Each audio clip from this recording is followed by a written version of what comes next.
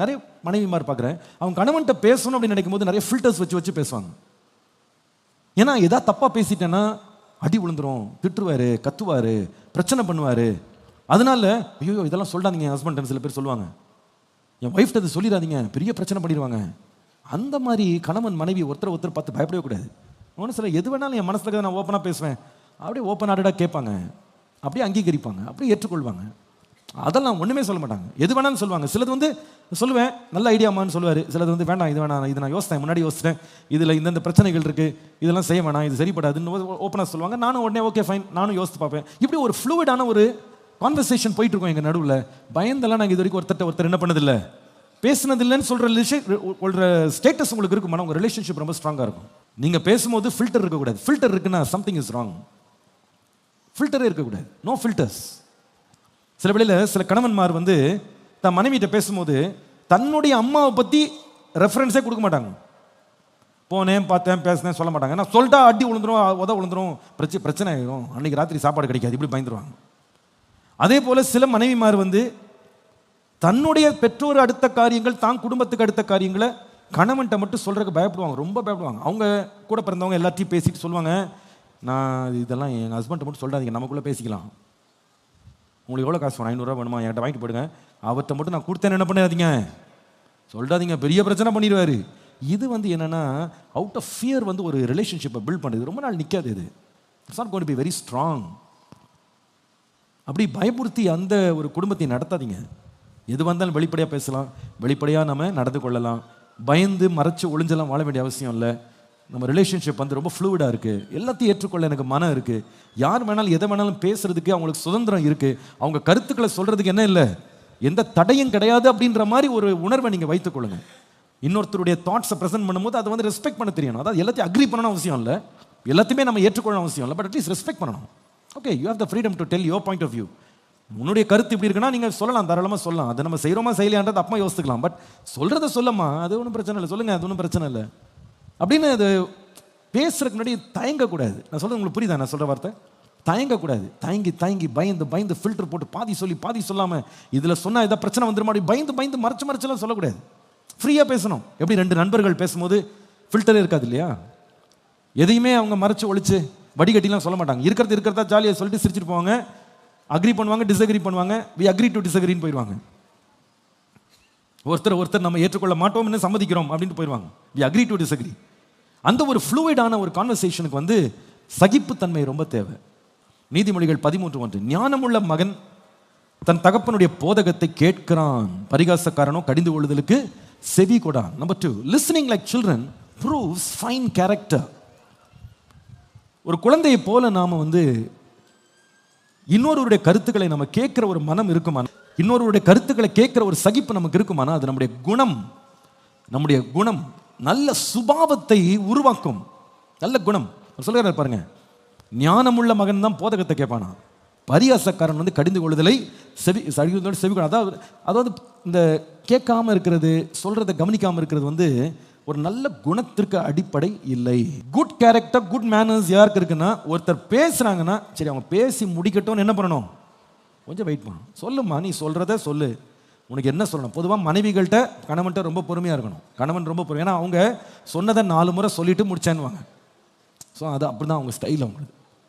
ஏன்னா அவங்களுக்கே என்ன சொன்னோன்றது மறந்துடும். அதனால் கொஞ்சம் விலாவாரியாக எக்ஸ்பிளைன் பண்ணி சொல்லுவாங்க. உங்களுக்கு கொஞ்சம் ரொம்ப பொறுமை வேணும். முடிச்சுட்டாங்க நினைக்க இல்லை, ஒன்று சொல்லிடுறேன், என்ன சொல்ல வந்தேன்னா திருப்பி ஃபஸ்ட்டில் இருக்கு தான் சொல்லுவாங்க. சரி சொல்லிடுறேம்மா அப்படின்னு ஒரு பொறுமை உங்களுக்கு இருக்கணும். அதே போல் கணவன் பேசுகிறாருன்னா அது முழுசாக கேட்குற ஒரு பொறுமை இருக்கணும். வழியிலே கட் ஷார்ட் பண்ணாதீங்க. போதும் எல்லாம் தெரியுங்க, என்ன சொல்ல வரீங்கன்னு தெரியும் அப்படி சொன்னீங்கன்னா அந்த கான்வர்சேஷன் ரொம்ப தூரம் போகாது.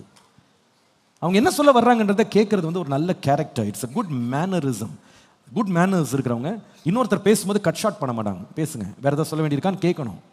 இன்னும் எதாவது சொல்ல வேண்டியிருக்கா, வேறு ஏதாவது நீங்கள் பேசணுமா, ஏதாவது சொல்ல வரீங்களா, நான் பேசணுமா இப்போ அப்படின்னு கேட்கணும். அந்த மாதிரியா, இதெல்லாம் நாங்கள் கேட்டதே கிடையாது அப்படின்னு சில பேர் என்னை பார்த்து முடிக்கிற மொழியிலே தெரியுது. அந்த மாதிரி இருக்கு. Let them speak, give them the opportunity to speak. ஃப்ரீடமாக பேசுகிற கொடுங்க, பேசி முடிக்கட்டும். பேசி முடித்த பிறகு அதை சம்மதிக்கிறோமா இல்லையா, ஏற்றுக்கொள்கிறோமா இல்லையா அப்படின்னு தீர்மானம் பண்ணலாம். பேசுவதற்கு இடம் கொடுப்பது it actually is a proof of good character mannerism. நீதிமொழிகள் 19:20 வாசிங்க. நீதிமொழிகள் 19:20. நீ அந்திய காலத்தில் ஞானம் உள்ளவனாய் இருக்கும்படி ஆலோசனையை கேட்டு புத்திமதியை ஏற்றுக்கொள். அந்திய காலத்தில் ஞானம் உள்ளவனாய் இருக்கும்படி ஆலோசனை கேட்டு புத்திமதி ஏற்றுக்கொள். குழந்தையை போல ஆலோசனை கேட்கிற குணம் அந்த பிள்ளைங்கிட்ட இருந்து கற்றுக்கொள்ளக்கூடிய காரியம் ஏன் அவசியப்படுதுன்னு கேட்டா, listening like children prepares you for the future, unseen future.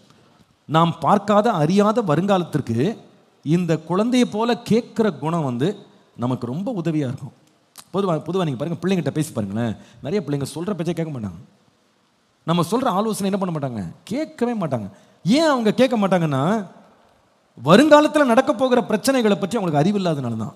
என்னென்ன சவால்கள் அவங்க சந்திக்க போகிறாங்கன்னு ஒரு பெற்றோர் அறிஞ்சிருப்பாங்க. ஏன்னா அவங்க ஏற்கனவே ஸ்டூடெண்ட்டாக இருந்து அவங்க வேலைக்கு போய் வாழ்க்கையை பார்த்து அவங்க அனுபவத்திலேருந்து பேசும்போது இந்த பிள்ளைகளுக்கு சொல்கிறது விளங்காது. ஆனால் ஒரு பெற்றோர் பேசும்போது அனுபவத்தோடு பேசுகிறாங்க. அவங்க சும்மா பேசலை, அவங்க ஒரு அட்வைஸ் கொடுக்குறாங்க அப்படின்னா தேவ் பீன் தேர், அவங்க அதெல்லாம் பார்த்துருக்காங்க. அநேக பிள்ளைகள் பொதுவாக நினைக்கிறது என்னன்னா, எங்கள் டேடிக்கு ஒன்றுமே தெரியாது. உண்மை என்னென்னா, பிள்ளைக்கு தான் ஒன்றும் தெரியாது. 13 வயசில் ஒரு பிள்ளை கண்டுபிடிக்கிற பெரிய கண்டுபிடிப்பு என்ன தெரியுமா? உலகளாவிய கண்டுபிடிப்பு. 13 வயசில் எல்லா பிள்ளையும் கண்டுபிடிக்கிற பெரிய கண்டுபிடிப்பு என்ன தெரியுமா? ஐ நோ எவ்ரி திங், எனக்கு எல்லாம் தெரியும். அதான் பெரிய கண்டுபிடிப்பு. They think they know everything. The truth is they have not seen life enough. அவங்க வாழ்க்கையை பார்க்க வேண்டிய அளவு என்ன செய்யலை, பார்க்கல. ஆனால் ஒரு தகப்பன் வந்து ஒரு தாய் வந்து பிள்ளையை உட்கார வச்சு ஆலோசனை கொடுக்குறாங்கன்னா, ஒவ்வொரு வேர்டுக்கு பின்னால் ஒரு ஹிஸ்ட்ரி இருக்கும், அனுபவம் இருக்கும், எக்ஸ்பீரியன்ஸ் இருக்கும். அவங்க சில காரியத்தை செய்யாதன்னு அப்படி சொல்கிறாங்கன்னா அதெல்லாம் இவங்க பட்டு வந்திருக்காங்க. இவங்க நினைக்கிறாங்க நம்ம தான் புதுசாக பார்த்துட்டு இருக்கோம். அவங்க எல்லாம் பார்த்துருக்காங்க. they know what they are talking about. இங்கே வேணாம்ப்பா, இங்கே போகாதப்பா அப்படின்றாங்கன்னா தெரியும் அவங்களுக்கு. இதெல்லாம் நானும் பார்த்துருக்கேன். ஸ்கூல் வயசில் நான் பார்த்துருக்கேன், காலேஜ் டைமில் நான் பார்த்துருக்கேன், வேலையில் நான் பார்த்துருக்கேன். அதை வச்சு தான் சொல்கிறேன் இதை செய்யாதுன்னு. அனுபவத்திலேருந்து பேசுகிறாங்க. அவங்க அனுபவத்திலேருந்து பேசுகிறதுனால இனி வரப்போகும் பிரச்சனைகள் என்னன்னு அவங்களால நிதானிக்க முடியுது. அதை ஒரு பிள்ளை கேட்க ஆரம்பிக்கும் போது அவன் காணாத ஒரு வருங்காலத்துக்கு தன்னை ஆயத்தப்படுத்தி கொள்றதுக்கு ஒரு வழியை உண்டாக்குறான், ஒரு ஆயத்தத்தை உண்டாக்குறான். அதான் வேதம் சொல்லுது, இப்போ நான் சொல்கிற ஆலோசனை இப்போ புரியாது, ஆனால் அந்திம காலத்தில் உனக்கு புரியும். இப்போ சொல்கிறது உனக்கு இப்போ புரியாது, 10 வருஷம் கழிச்சு உனக்கு புரியும். You will know why I am saying this. நான் ஏன் இதை சொன்னேன், ஏன் இப்படி பேசினேன், ஏன் இதை வேணும்னு சொன்னேன், ஏன் இது வேணான்னு சொன்னேன், ஏன் இதை எடுத்துக்கோன்னு சொன்னேன், ஏன் இதை எடுக்காதன்னு சொன்னேன், ஏன் இதை தொடுனேன், ஏன் இதை தொடாதுன்னு சொன்னேன், ஏன் இப்படி செய்யணும், ஏன் செய்யாதன்னு சொல்கிறேன். இதெல்லாம் உனக்கு இப்போ புரியாது, கொஞ்ச நாளில் புரியும். கணவன் வந்து நினைப்பாரு நமக்கு எல்லாம் தெரியும்னு. ஆனால் நிறைய வேளை ஒரு மனைவி என்ன பண்ணுவான்னா, கணவன் பார்க்க முடியாத ஒரு பிளைண்ட் சைடு வந்து அந்த அம்மா உட்காந்து பார்த்துட்டு இருப்பாங்க. இன்றைக்கு இதை செஞ்சால் எப்படி முடியும்னு அந்த அம்மா பார்த்து சொல்லுவாங்க. இப்படி வேண்டாங்க, இது இங்கே போய் முடிய போது, இது வேண்டான்னு சொல்லுவாங்க. சில வேளையில் கணவன் சொல்வார், நீ இப்படி அவசரப்பட்டு போகிற, இது இந்த பிரச்சனை முடிய போதுன்னு அவர் சொல்வார். ஏன்னா அவர் இன்னொரு ஆங்கிள்லேருந்து அவர் பார்க்குறாரு, இன்னொரு பெர்ஸ்பெக்டிவ்ல அவர் பார்க்குறாரு. அப்போ 2 பேரும் என்ன செய்யணும்னா, இன்னொருத்தருடைய கருத்துக்களுக்கு நம்ம இடம் கொடுக்கணும், நம்ம வந்து மரியாதை கொடுக்கணும். சரி, அவங்க வித்தியாசமாக ஒரு ஆங்கிளில் சொல்கிறாங்க, இதை நம்ம பார்க்கல, நமக்கு புரியலைன்னு அவங்க நிதானிக்கிறாங்க, நம்ம கொஞ்சம் ஜாக்கிரதையாக இருக்கணும், கொஞ்சம் பார்த்து போகணும் அப்படின்னு நீங்கள் கொஞ்சம் நிதானமாக ஸ்லோ டவுன் பண்ணுறதுக்கு அந்த ஆலோசனை கேட்குறதுக்கு ஒரு சகிப்பு உள்ளே இருந்துருச்சுன்னா முடிவில் நன்மை பெறுறது யார் தான்? நம்ம தான். குடும்பத்துக்கு அது பெரிய ஆசீர்வாதமாகும்.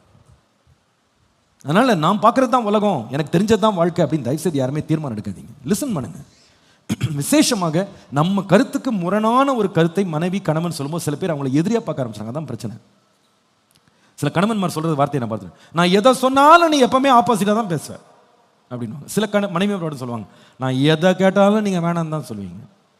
அப்படி எடுக்காதீங்க, அப்படி சொல்லவே சொல்ல. சரி, அவங்க சொல்கிறதும் கொஞ்சம் உட்காந்து நிதானிச்சு பார்த்து கொஞ்சம் யோசித்தீங்கன்னா அந்த சைடு உங்களுக்கு தெரியும். கொஞ்சம் நேரம் எடுத்து நிதானிச்சிங்கன்னா நிறைய காரியங்களை கண்டுபிடிப்போம். அவங்க சொல்கிறது கரெக்டாக தான் இருக்குது. சில பேர் சூடுபட்ட பிறகு தான் வந்து சொல்லுவாங்க, நீ கரெக்டாக தான் சொன்ன, நான் தான் கேட்காம போயிட்டேன். கொஞ்ச நாள் கழிச்சு அவங்களுக்கு உரைக்கும், கொஞ்ச நாள் கழிச்சு புரியும். எல்லாம் பட்ட பிறகு ஆனால் அதுக்குள்ளே ஒரு பெரிய நஷ்டம் வந்திருக்கும். பணத்தில், பொருளில், பேச்சில், மரியாதையில் நஷ்டம் வந்திருக்கும்.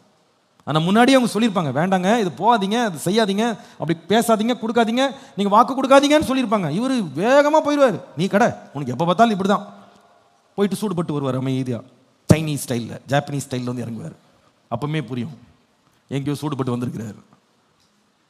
ஏன்னா யூ டோன்ட் லிசன்.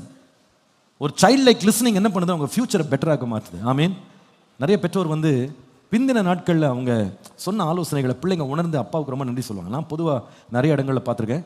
அப்பா உயிரோடு இருக்கும்போது, அம்மா உயிரோடு இருக்கும்போது பிள்ளைகள் வந்து அப்பாவை புகழவே மாட்டாங்க, அம்மாவை புகழ மாட்டாங்க. பொதுவாக அவங்கள திட்டி தீர்த்துக்கிட்டே இருப்பாங்க, ரொம்ப திட்டி தீர்த்துக்கிட்டே இருப்பாங்க. எப்போ பார்த்தாலும் சும்மா இதை செய்யாத, அதை செய்யாதாங்க, போகாதீங்க, இதே தான் ராமாயணம் உனக்கு, இப்படியே சொல்லிகிட்டு இருப்பாங்க. ஆனால் பொதுவாக நான் பார்த்துருக்கேன், இவங்க எல்லாம் வளர்ந்து அவங்க அப்பா அம்மா வயசாகி அவங்க மரிச்சிருவாங்க பாருங்க. இறந்த பிறகு சாட்சி சொல்லும்போது கண்ணீர் வடிச்சுட்டே சொல்லுவாங்க, எங்கள் அப்பா அம்மா இவ்வளோ ஆலோசனை கொடுத்தாங்க, அது எனக்கு பிந்தின நாட்களில் ரொம்ப பிரயோஜனமாக இருந்துச்சு. அவங்க கொடுத்த கட்டுக்கோப்பான வாழ்க்கை, அவங்க வைத்திருந்த கடினமான ஒழுக்க நெறிகள்லாம் எங்களுக்கு பின்னால் ரொம்ப யூஸ்ஃபுல்லாக இருந்துச்சு. எனக்கு அப்போ புரியல, நான் அப்போ ரொம்ப கோவப்பட்டேன். ஆனால் பிந்தின நாட்களில் அவங்களுடைய ஆலோசனைகள் எனக்கு எவ்வளோ இருந்துச்சு, ரொம்ப பிரயோஜனமாக இருந்துச்சு. அப்போ தான் எனக்கு புரிஞ்சுது அப்படின்னு சொல்லுவாங்க. கணவன் மனைவி கூட அதே தான். ஆண்டவர் ஏன் துணைகளை கொடுக்குறார் அப்படின்னா, 2 பேர் சேர்ந்து ஒன்றாக பயணிக்கும் போது நான் பார்க்காத பகுதியை என் மனைவி பார்க்க முடியும், என் மனைவி பார்க்க முடியாத பகுதியை நான் பார்க்க முடியும். 2 பேரும் ஒருத்தருக்கு ஒருத்தர் ஆலோசனை சொல்றதுக்கு ஏற்றுக்கொள்கிற ஒரு சகிப்புத்தன்மை நமக்கு தேவை. உன்னை ஞானி என்று எண்ணாதேன்னு பைபிளில் இருக்கு இல்லையா? நம்ம பெரிய ஞானி நினைக்க ஆரம்பிச்சிட்டோம்னா, நான் தான் உலக ஞானி நினச்சிட்டோம்னா ஆலோசனை எடுத்துக்கிடவே மாட்டோம். சில வீடுகளில் பண்ணுற பெரிய தப்பு, உங்களுக்கு அன்பா சொல்கிறேன், இது செய்யாதீங்க. சில வீடுகளில் சில குடும்பம் பண்ணுற பெரிய தப்பு என்னென்னா, சில கணவன்மார் மனைவியை 10 பைசாக்கு மதிக்க மாட்டாங்க. அவங்களுடைய அம்மாவை தான் கடவுளாக வச்சு வணங்குவாங்க. மறந்துடாதீங்க, உன்னுடைய மனைவியும் உனக்கு ஒரு தாய் தான்ப்பா. உன் பிள்ளைகளுக்கு அவள் யார்? தாய். மனைவியை தாய் ஸ்தானத்தில் வச்சு பார்க்கணும். சில பேர் மனைவியை டோட்டலாக அசட்டை பண்ணிடுவாங்க, குப்பையை போல பார்ப்பாங்க. உனக்கு ஒன்றும் தெரியாது, வாயை மூட்டு பேசாமல் இரு, எல்லாம் எங்கள் அம்மா சொல்கிறது தான். உங்கள் அம்மா உங்கள் அப்பாவுக்கு சொன்னாங்க, உங்கள் அம்மா உங்களுக்கு வாலிபனாக இருக்கும்போது புத்தி சொன்னாங்க. ஆனால் நீங்கள் குடும்பம்னு ஆயிட்டீங்களா, மனைவியை ஒரு தாய் மாதிரி பாருங்கள். அவங்க சொல்கிற வார்த்தைகளை கேளுங்க, கவனிங்க. சில பேர் கல்யாணம் ஆன பிறகு கூட மனைவியோட ரிலேஷன்ஷிப்பே பில்ட் பண்ணாமல் இன்னும் அம்மா முந்தானியே பிடிச்சிட்டு சுற்றிட்டு இருக்க ஆட்கள் இருக்காங்க. அப்படி பண்ணாதீங்க.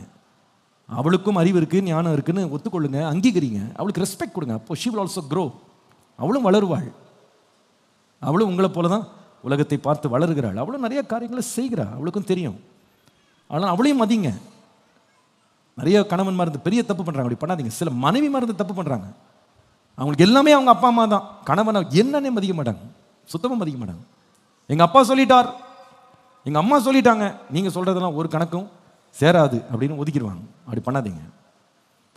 கர்த்தர் உங்களை 2 பேரும் தான் ஒருத்தருக்கு ஒருத்தர் துணையாக வைத்திருக்கிறார். தேவன் நினைத்ததை மனுஷன் என்ன செய்யக்கூடாது, பிரிக்கக்கூடாது. 2 பேரும் ஒருமித்து போகணும். ஒருத்தருடைய ஆலோசனைகளை ஒருத்தர் என்ன பண்ணணும், கேட்கணும். 2 பேர் சேர்ந்து ஒருவேளை பெற்றோருடைய ஆலோசனை கேட்கலாம். ஆனால் பெற்றோருடைய ஆலோசனை கேட்கணும்னு மனைவி என்ன பண்ணிடக்கூடாது, ஓரம் கட்டக்கூடாது. கணவனை ஓரம் கட்டக்கூடாது. நீங்கள் தேவையில்லைன்னு சொல்லக்கூடாது. ஒருமித்த கருத்தோடு ஒருவருடைய ஆலோசனை கேட்குற சகிப்போடு வளருவோம். ஆனால் நம்முடைய குடும்பம் வெற்றியுள்ள குடும்பமாய் மாறும். எழுமி நிற்கலாமா, ஜெபம் பண்ணலாம்.